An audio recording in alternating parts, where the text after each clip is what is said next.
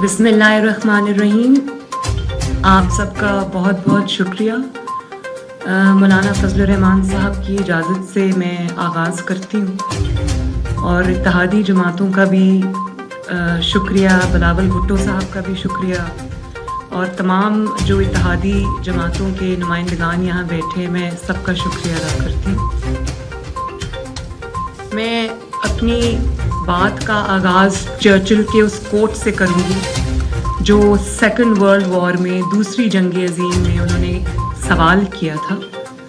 जंग का ज़माना था और उन्होंने ये कहा कि क्या हमारी अदालतें इंसाफ दे रही हैं, और अगर वो इंसाफ दे रही हैं तो हमें दुनिया की कोई ताकत शिकस्त नहीं दे सकती। इसी तरह खुलफाए राशिदीन का कौल है कि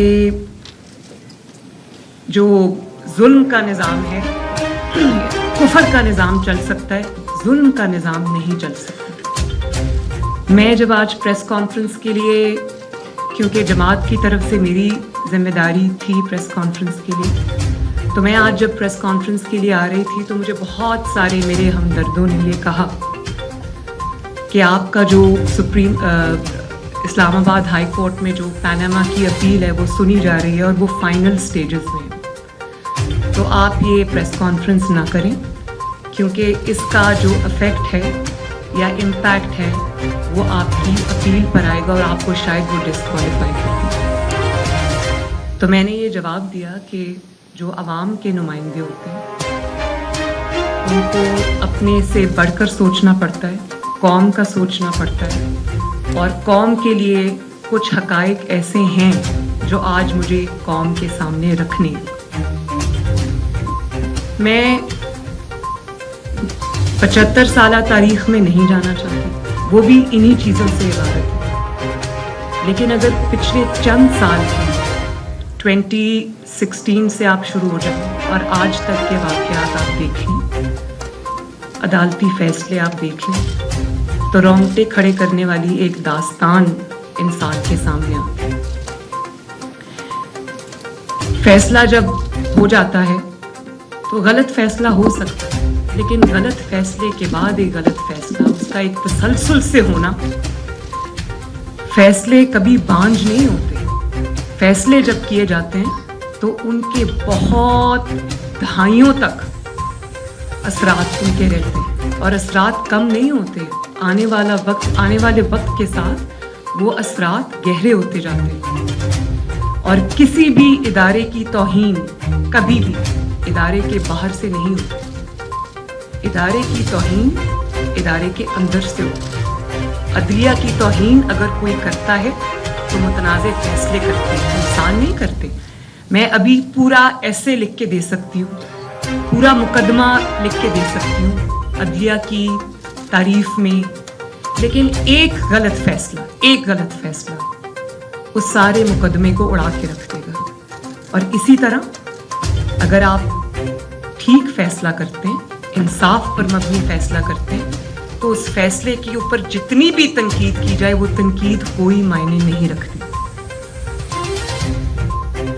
जो हक़ाइक़ आज मैं कौम के सामने रखने चाहती हूँ वो अभी रीसेंट डेज में, अभी चंद दिनों पहले जो फैसले हुए, उसने मेरे दिल में, दिमाग में, मेरी यादाश्त, वो सब चीज़ें जो है वो वापस आ गई। मैं उनको मुख्तसरन कोशिश करूँगी, लेकिन क्योंकि वो नाइंसाफ़ियों की फहरिस्त इतनी तवील है कि मौलाना साहब मुझे थोड़ा सा अगर वक्त इनायत फरमा दें। पिछले दिनों आपने देखा कि हमजा शहबाज शरीफ साहब का इलेक्शन हुआ, वो जीत गए। तहरीक इंसाफ सुप्रीम कोर्ट की रजिस्ट्री में दरख्वास्त लेकर गई, दीवारें फैलांदी सुप्रीम कोर्ट की लाहौर रजिस्ट्री की, और कौम ने देखा कि छुट्टी के दिन रात को रजिस्ट्री खुली, रजिस्ट्रार घर से भागा आया, उसने कहा जी पिटिशन किधर है? तो तहरीक इंसाफ के लोगों ने कहा कि पिटिशन तो अभी तैयार नहीं हुई। तो पिटिशन उसने कहा हम यहाँ बैठे, आप पिटिशन तैयार करें। ये कभी किसी मुकदमे में हुआ لوگوں کی پٹیشنز جاتی انصاف کے لیے, وہ پٹیشنز لگتی ہی نہیں, انتظار میں کئی ہفتے مہینے گزر جاتے ہیں. اب میں اس کی تفصیل میں جاؤں گی تو وہ ایک بہت لمبی لسٹ ہے. اور جب پٹیشن آتی ہے, ہمارے انصاف کا نظام یہ ہے کہ جب کوئی پٹیشن آتی ہے تو لوگوں کو پہلے سے پتہ ہوتا ہے کہ بینچ کون سا بنے گا, اور جب بینچ بنتا ہے تو لوگوں کو پتہ ہوتا ہے پہلے سے کہ فیصلہ کیا ہوگا. یہ ہے اس وقت ہمارے ملک میں انصاف کی حقیقت.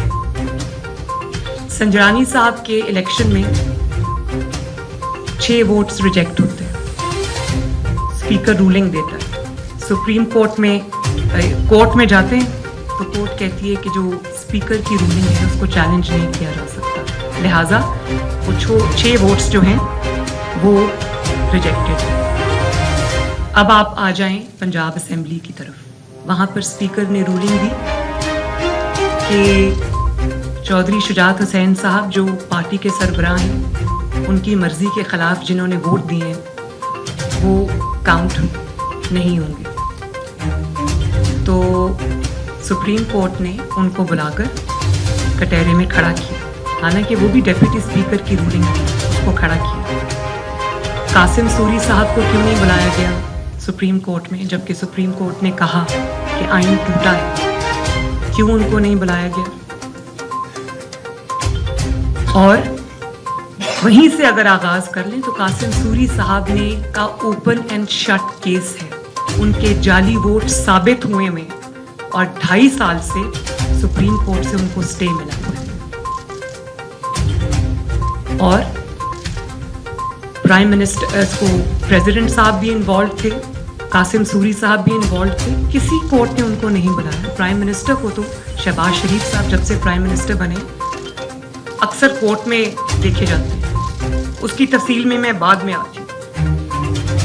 پھر 25 ارکان کو کہا کہ ڈی سیٹ ہو گئے. ڈی سیٹ اس صورت میں کہ اگر پارٹی ہیڈ یہ درخواست کی کہ انہوں نے پارٹی ہیڈ کی منشا کے خلاف ووٹ دیا, لہٰذا ان کو ڈی سیٹ کیا جائے. آپ نے ڈی سیٹ بھی کر دیا, کہا کہ ان کے ووٹس بھی نہیں گنے جاتے. 95% جو انڈیپینڈنٹ جورسٹس تھے انہوں نے کہا کہ یہ آئین کو, کانسٹیٹیوشن آف پاکستان کو ری رائٹ کرنے کے مترادف ہے. اور نتیجتاً مسلم لیگ نون کے 25 ارکان عمران خان کی جھولی میں پھینک دیے, اور چودھری شجاعت صاحب کے 10 ارکان پی ایم ایل کیو کے, ان کو بھی عمران خان کی جھولی میں پھینک دیا گیا. مطلب پی ایم ایل این کے مائنس کر دے اور پی ٹی آئی کے پلس کر دے. یہ کہاں کا انصاف ہے؟ پھر پارٹی کا ہیڈ دیکھ کر اور پارٹی کو دیکھ کر آئین کی تشریح بدل جاتی ہے, پارٹی ہیڈ کی ڈیفینیشن بدل جاتی ہے, اپنے ہی کیے ہوئے فیصلے بدل جاتے ہیں جو ابھی چند دن پہلے کیے. یہ کوئی 10 سال پرانا فیصلہ نہیں, چند دن پہلے. پارٹی کا ہیڈ اگر نواز شریف ہے, اس کے خلاف اقامہ جیسے فیصلہ جو تاریخ میں کی ردی کی ٹوکری میں جائے گا, اس پہ نواز شریف صاحب کو پارٹی کی پریزیڈنٹ شپ سے نکال دیا گیا اور کہا کہ چونکہ پریزیڈنٹ آف دا پارٹی یا پارٹی کا جو سربراہ ہوتا ہے وہ سب کچھ ہوتا ہے, اس کے کہنے پہ پارٹی چلتی ہے, اس کا ووٹرز پہ انفلوئنس ہوتا ہے, اس لیے نواز شریف صاحب سے وہ صدارت لے لی گئی. چودھری شجاعت صاحب جب بطور پارٹی پریزیڈنٹ اپنی پارٹی کو کوئی احکامات دیتے ہیں تو پارٹی پریزیڈنٹ کے احکامات اب کوشچن میں آ جاتے ہیں. لیکن عمران خان صاحب جب بطور پارٹی صدر یا چیئرمین حکم دیتے ہیں تو وہ معتبر ٹھہرتا ہے. چودھری شجاعت صاحب کی دفعہ پارلیمانی پارٹی معتبر ہو جاتی ہے, اور عمران خان صاحب کی دفعہ پارٹی چیئرمین کی ڈیفینیشن بھی بدل جاتی ہے, آئین کی تشریح بھی بدل جاتی ہے, آئین کا حلیہ بھی بدل جاتا ہے. اور دیکھیں ترازو تو ٹھیک کر لیں, ترازو ٹھیک ہوگا تو پاکستان اپنے آپ ٹھیک ہو جائے گا. اور ٹرسٹی چیف منسٹر, بلیکس لا ڈکشنری, ब्लैक लॉ डिक्शनरी, किधर से नए नए आइडियाज़, नित नए आइडियाज़, मुनफरिद आइडियाज़ आते हैं। कभी सुना आपने कि कोई ट्रस्टी चीफ मिनिस्टर, जब से हमजा चीफ मिनिस्टर बना पंजाब में उसको काम नहीं करने दिया गया, वो काम नहीं कर सका, अपनी काबीना नहीं बना सका, बार बार पार्लियामेंट से कोर्ट, कोर्ट से पार्लियामेंट, पार्लियामेंट से कोर्ट, कोर्ट से पार्लियामेंट। तो ये कहाँ का इंसाफ है? फिर कमेंट्स में मोहतरम चीफ जस्टिस साहब फरमा रहे हैं कि इकोनॉमी की स्टेट अच्छी नहीं है। मैं इस पर भी बात करना चाहती हूँ। 4 साल जब इकोनॉमी के नट बोल्ट्स खोले जा रहे थे, जब इमरान खान इकोनॉमी की तबाही कर रहा था, एक स्टेटमेंट आपने कभी सुनी है कि इकोनॉमी की हालत अच्छी नहीं? इकोनॉमी की जब बात होगी तो अप्रैल 22 में जब हमें हुकूमत मिली और आज जुलाई 22 में ये मुआजना नहीं होगा, फिर मुआजना होगा 2017 का पाकिस्तान, जब आपने नवाज शरीफ को निकाला था, तब इकोनॉमी की क्या स्टेट थी, और जब अप्रैल में इमरान खान हुकूमत छोड़ के गया तो इकोनॉमी की क्या स्टेटस थी। उस वक्त वेंटिलेटर पे इकोनॉमी थी, लेकिन उस वक्त किसी को कोई ख्याल नहीं, कोई सो मोटो नहीं, कोई वो स्याह सफ़ेद का मालिक रहा, उसने पाकिस्तान के हर शोबे में तबाही की, लेकिन उसको खुली आज़ादी तब भी थी, उससे पहले भी थी, आज भी है। और इकोनॉमी की बात साइड पे आप अगर रहने दें, वो उसकी भी एक बहुत लंबी तफसील है। आप सिर्फ चंद होशरुबा हकायक आप देखें कि मलिक रियाज साहब को 50 बिलियन जो है वो बरतानवी हुकूमत पाकिस्तान, स्टेट ऑफ पाकिस्तान को दी थी, और वो अपने हुकूमत इत्तेहादी के रहनुमाओं की जानिब